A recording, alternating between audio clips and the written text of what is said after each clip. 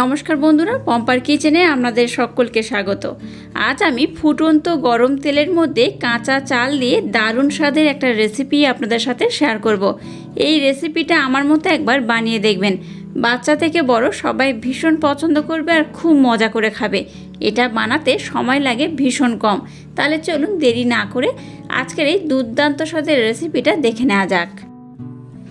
আজকে এই রেসিপিটা বানানোর জন্য দেখুন এখানে আমি একটা এরকম পাত্র নিয়েছি আর নিয়েছি দেখুন একটা ছাঁকনি। এবার নিয়ে নিয়েছি বাসমতি রাইস। আমরা চাইলে কিন্তু যে চালের নর্মাল ভাত রান্না করি সেই চাল কিংবা আতপ চাল দিয়েও কিন্তু করতে পারেন, যে কোনো চাল হলেই হবে এই রেসিপিটা। তো যাই হোক, প্রথমে ছাঁকনির মাধ্যমে আমি চালটাকে খুব ভালোভাবে কিন্তু চেলে নেব। চালের মধ্যে দেখবেন এক্সট্রা একটু হালকা ধুলো ময়লা থাকতেই পারে, এইভাবে চেলে নিলে কি হবে, চালটা কিন্তু একদম ফ্রেশ হয়ে যাবে।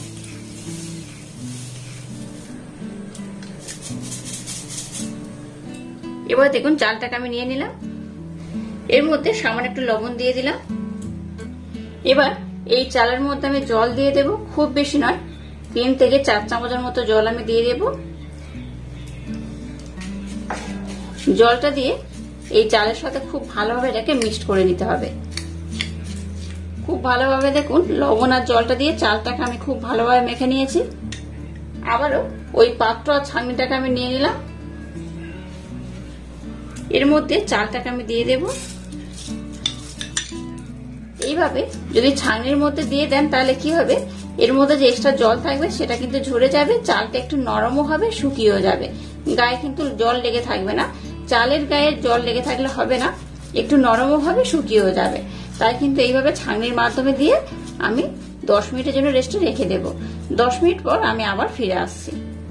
চালটাকে দেখুন আমি কিন্তু খুব ভালোভাবে শুকিয়ে নিয়েছি আর বেশ নরম হয়ে গেছে। আমি দেখাচ্ছি, দেখুন এই দেখুন চালটাকে হাত দিলেই বুঝতে পারবেন ভিতর থেকে বেশ একটু নরম হয়ে গেছে আর বাইরে থেকে কিন্তু খুব ভালোভাবে শুকিয়ে গেছে। তো চালটাকে কিন্তু এইভাবে বানিয়ে নিতে হবে, তবে কিন্তু আজকের রেসিপিটা একদম পারফেক্ট হবে। এবার দেখুন গ্যাসটাকে জেলে দিয়ে এরকম একটা ছোট কড়া বসিয়ে দিয়েছি। ছোট কড়া হলে কিন্তু এই রেসিপিটা বানাতে বেশ সুবিধা হয়। এবার দেখুন একটা আমি ছাঁকনি নিয়েছি, ছাঁকনিটাকে এই গরম তেলের মধ্যে একটু প্রথমে দিয়ে দেবো। এই দেখুন তেলটা কিন্তু বেশ ভালোভাবে গরম হয়েছে, দেখে বুঝতেই পারছেন তেল কিন্তু এইরকম গরম হতে হবে। এবার দেখুন যে চালটাকে আমি খুব ভালোভাবে শুকিয়ে নিয়েছি সেই চালটা আমি এই তেলের মধ্যে দিয়ে দেবো। অল্প অল্প দেবো, খুব বেশি একেবারে দিয়ে দেবো না, অল্প অল্প দিতে হবে। এইভাবে তেলের মধ্যে একটু দেবেন আর উঠিয়ে নেবেন। এইভাবে কিন্তু এটাকে খুব সুন্দর করে ভেজে নিতে হবে আর তেলটাকে চেষ্টা করে একটু ভালোভাবে কিন্তু গরম করার। দেখুন চালটাকে আমি ভেজে নিয়েছি আর কত সুন্দর হয়েছে, দেখুন একদম চাল ভাজা মুড়ি যেমন হয় সেই রকমই হয়েছে, দেখতেই পাচ্ছেন খুব সুন্দর হয়েছে। এবার এটাকে আমি এইভাবে তেল থেকে ছেঁকে উঠিয়ে নেব। এবার একটা টিস্যু পেপার রেখেছি, তার মধ্যে কিন্তু এই চালটাকে ভেজে এর মধ্যে আমি দিয়ে দেব। আবারও ছাঁকনিটাকে নিয়ে নিয়েছি, একইভাবে এই চালগুলোকে আবার দিয়ে দেব।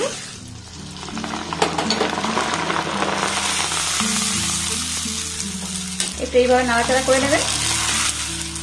দেখলেন ফুলে কতটা হয়ে গেছে। এটাকে কিন্তু আমি খুব বেশি লাল করবো না, একটু এইরকমই থাকবে।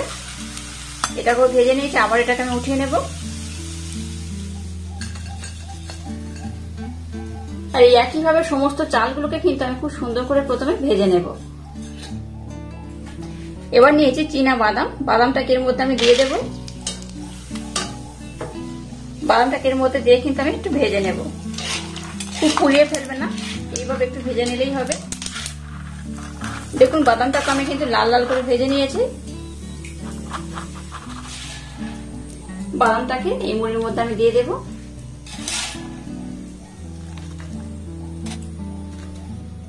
এবার দেখুন দুটো শুকনো লঙ্কা নিয়েছি, লঙ্কাটাকে কিন্তু আমি ভেজে নেব। তেলের মধ্যে দিয়ে রাখবে না, তাহলে কিন্তু ফাটবে। এইভাবে একটু দিয়ে নাড়াচাড়া করে ভেজে নিতে হবে।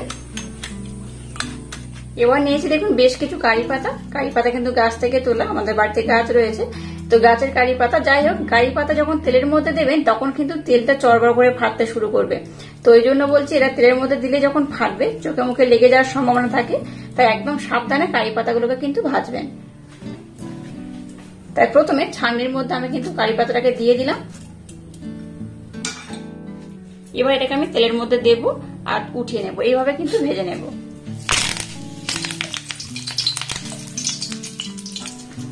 একটু ধীরে ধীরে দিয়ে উঠিয়ে নিলে কি হবে, এটা কিন্তু খুব ভালোভাবে ভাজা হয়ে যায়। আর একেবারে দিয়ে রাখলে কি হয়, এটা কিন্তু খুব চড়বড় করে ফাটে, চোখে মুখে লেগে যাওয়ার সম্ভাবনা থাকে।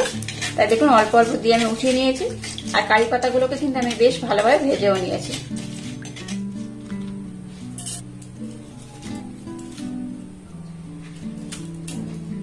দেখুন একটা টিস্যু পেপারের মধ্যে কিন্তু এগুলোকে আমি রেখেছি। এবার আমি টিস্যু পেপার থেকে এগুলো নামিয়ে নেব। দেখুন এই পাত্রের মধ্যে সবগুলোকে কিন্তু আমি ঢেলে নিয়েছি খুব সুন্দর করে। আর কত সুন্দর দেখতে হয়েছে দেখুন। এটা কিন্তু খেতে ভীষণ মজাদার হয়, বাচ্চা থেকে বড় যেই খাক না কেন একবার খেলে দেখবেন আপনাদের বললে বারবার বানিয়ে দিতে। তাই বাজার থেকে না কিনে খুব সহজে এটাকে কিন্তু আপনারা বাড়িতে বানিয়ে নিতে পারেন। দেখতে যেমন লোভনীয়, খেতে কিন্তু তেমনই অপূর্ব অসাধারণ। আর এটা কিন্তু বানাতে খুব একটা বেশি সময় লাগে না, আপনারা দেখে বুঝতেই পেরেছেন, খুব কম সময় এটা বানানো হয়ে যায়। আচ্ছা এখানে এবার আমি কিন্তু বেশ কয়েকটা উপকরণ অ্যাড করব। দিয়ে দেবো হাফ চামচের মতো চাট মশলা, দিয়ে দেবো সামান্য একটু লবণ। আচ্ছা এই লবণটা কিন্তু যখন খাবেন তখনই ব্যবহার করবেন, আগে থাকতে দিলে কি হবে মুড়িটা কিন্তু নরম হয়ে যাবে।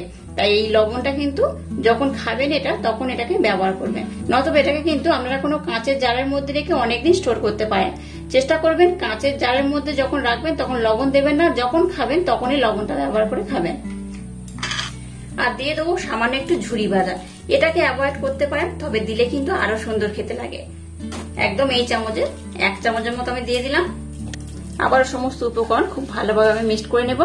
আপনারা চাইলে এখানে একটু কাশ্মীর লাল লঙ্কার গুঁড়ো দিতে পারেন, তবে কিন্তু এইভাবে আমি দেবো না, যেহেতু এটা কাঁচা এইভাবেই খাওয়াবে তাই কাশ্মীর লাল লঙ্কা গুঁড়ো কিন্তু ব্যবহার করছি না। আপনারা চাইলে একটু ব্যবহারও করতে পারেন, তাতে করে কি হবে দেখতে ভালো লাগবে।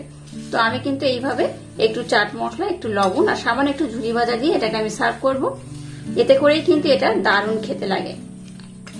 আর এটা কতটা মুচমুচে হয়েছে আমি আপনাদের দেখাচ্ছি, দেখুন এই দেখুন, দেখলেন তো কত সুন্দর হয়েছে, খুব সুন্দর খেতে হয়। অবশ্য বাড়িতে আমার মতো একবার হলো ট্রাই করবেন, আশা করছি আপনাদের ভীষণ ভালো লাগবে। আর আজকের এই ইউনিক স্টাইলের রেসিপিটা যদি আপনাদের ভালো লাগে তাহলে চ্যানেলটাকে লাইক, শেয়ার, কমেন্ট এবং সাবস্ক্রাইব করবেন। আর পাশে থাকা বেল আইকনটা প্রেস করে দেবেন। তাহলে টাটা, আবার দেখা হচ্ছে নতুন কোনো রেসিপি নিয়ে।